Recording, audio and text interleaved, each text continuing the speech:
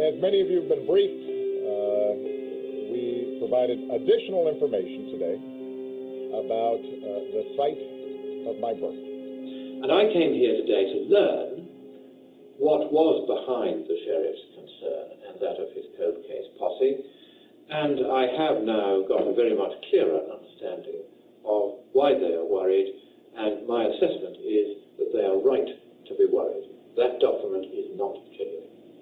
We do not have time for this kind of silliness. We got better stuff to do. I've got better stuff to do.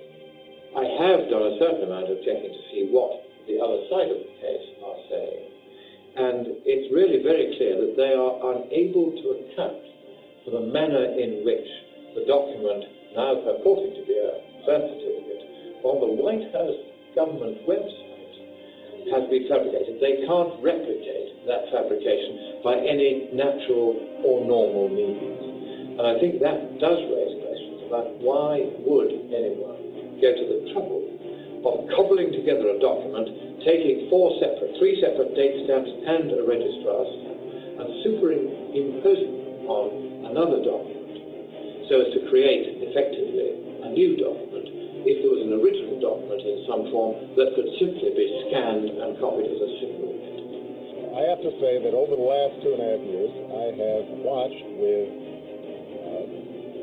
amusement. I've been puzzled at the degree to which this thing just kept on going. And that because this has been done as a correctly managed law enforcement investigation, its results carry far more weight than if this was an amateur effort done by somebody else.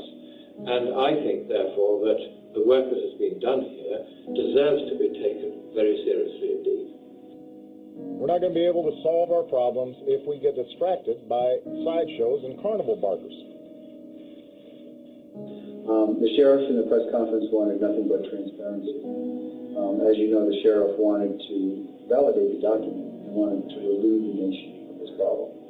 Unfortunately, the evidence has taken us in another direction. There's no reason that I can see that it makes any kind of legitimate sense for that kind of fabrication to have been done.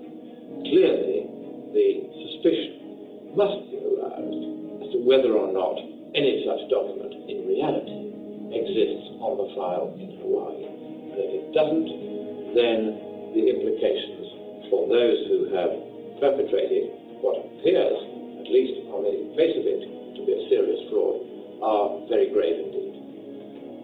We've got big problems to solve, and I'm confident we can solve them, but we're going to have to focus on them, not on this.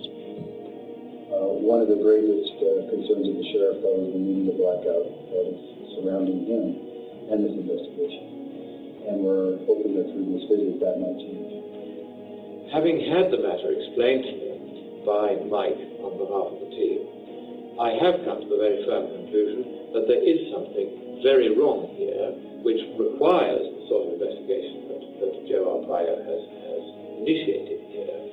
It is a distraction, obviously. This is a settled issue.